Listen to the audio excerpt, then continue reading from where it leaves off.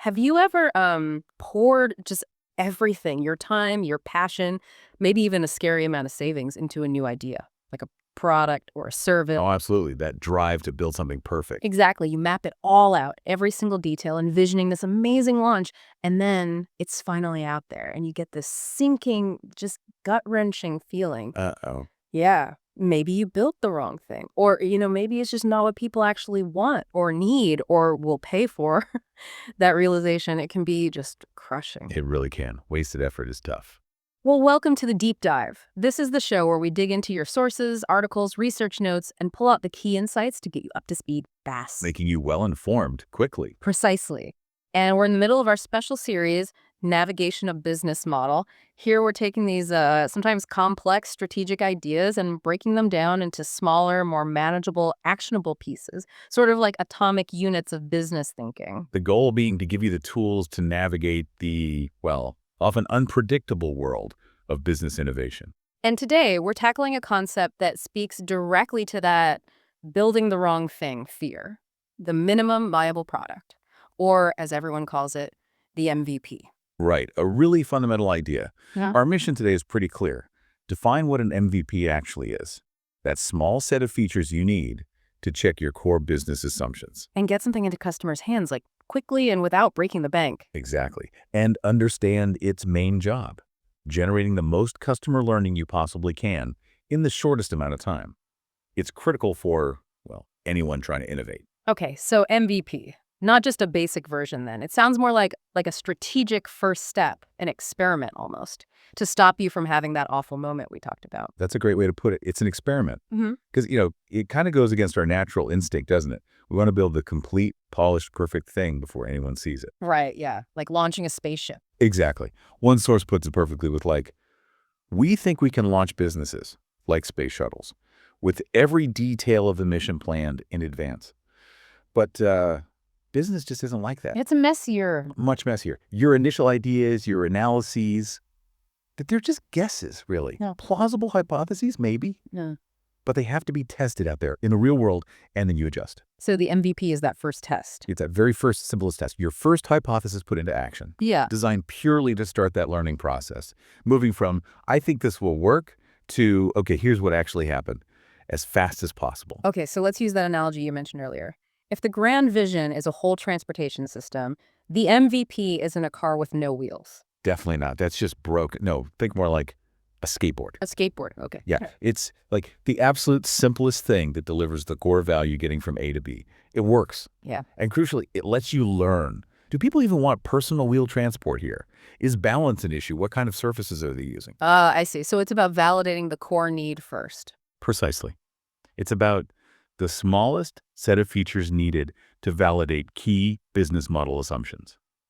And getting it to customers quickly and affordably.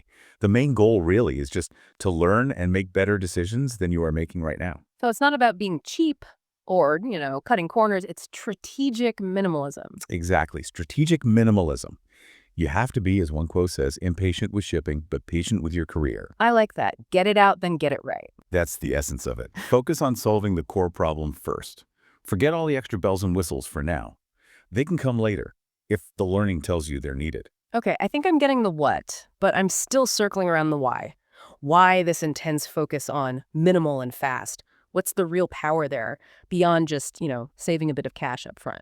That's a really important question because it gets to the heart of it. What are you really trying to achieve with that first launch? The primary purpose of an MVP is simply to generate maximum customer learning in the shortest time. Learning. Yeah. Validating, or just as importantly, invalidating your core assumptions. Yeah. Quickly, affordably. Because look, our sources point out something critical. Entrepreneurs often build a business that solves a problem near to their heart. Which is great. You need passion. But passion isn't enough. No. You have to balance that with listening to your customer. Your gut might be telling you one thing, but what does the actual customer behavior tell you?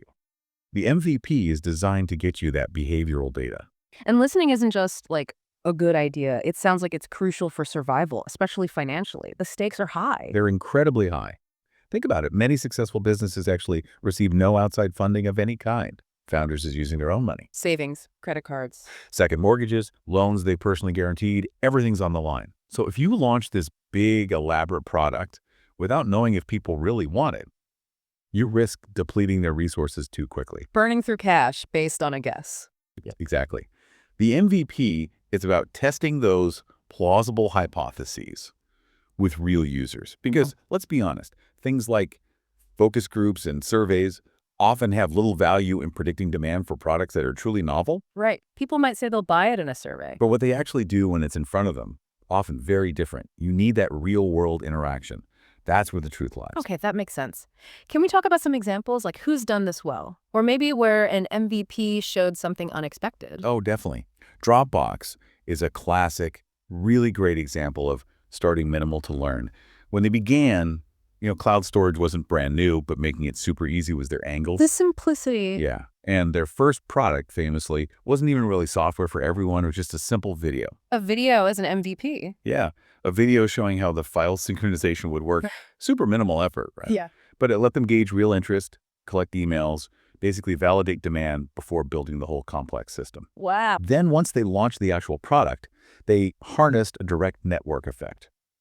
It got better as more people used it together and got tons of word-of-mouth referrals. Because it was useful and easy. Right. And they didn't stop learning. They constantly ran usability tests, tweaked pricing, added features based on rigorous analysis of customer behavior. They were always harvesting user feedback from forums, their vote box. They even cleverly targeted individuals first, avoiding corporate gatekeepers, letting those users become Trojan horses inside companies. So they started tiny, even with just a demo video, learned, iterated, learned more. Exactly. Always feeding that real user data back into development.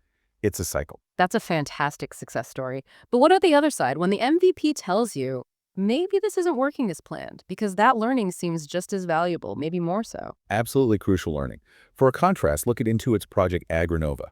This was an initiative to provide farmers in rural India with crop information via SMS, a really well-intentioned idea. Okay, helping farmers. Sounds good. Yeah. They started by testing the concept with wireframes, basically just mock-ups showing what the SMS messages would look like. And the initial surveys looked pretty positive. People said they'd use it. More than that, more than 40% of surveyed farmers expressed a willingness to pay right at the start of the trial. Seems like a go, right? Yeah, 40% willing to pay sounds promising. But then they launched the actual free trial. And the reality was starkly different. After the free trial period ended, only 2% actually subscribed. Wow, 2%. A resounding failure, as one source puts it, in terms of conversion, but an incredibly valuable learning moment. It showed that stated interest, even willingness to pay in a survey, doesn't always translate to actual adoption. A potential false negative avoided. So the MVP saved them from a bigger failure down the line. Exactly. They learned why it wasn't working. For instance, farmers found the information itself wasn't actionable. Getting a message like 500 other farmers in your region will be growing potatoes, well, they couldn't know if that was too much or too little. It didn't fit easily into their existing decisions. Ah, so the data wasn't useful in their context. Right. So that MVP, despite failing commercially, prevented a huge investment in a product that wouldn't have worked, saving Intuit a lot of time and money. It's like, someone enthusiastically saying they'll help you move house. Right up until you hand them the heavy boxes. Exactly. The Agrinova MVP handed them the metaphorical box, and the real behavior emerged. Okay, that Agronova example really drives it home. Willingness to pay, in theory, versus actual subscription are two very different things. So it really does seem like it's less about being this isolated genius inventor and much more about being a really, really good listener, even when the feedback is maybe not what you wanted to hear. Absolutely. And that listening, it needs to go beyond just asking, what features do you want? You have to understand the deeper stuff, the psychological biases that both consumers and executives bring to decision-making. Psychological biases, like what? Well, a big one our sources highlight is loss aversion.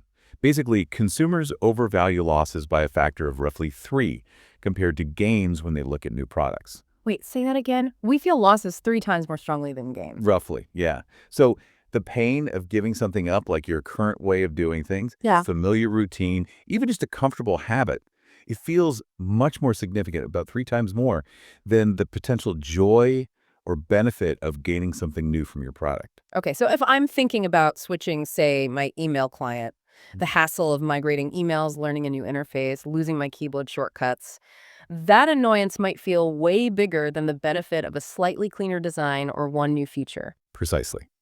That perceived loss of the familiar looms really large. And this has huge implications for your MVP.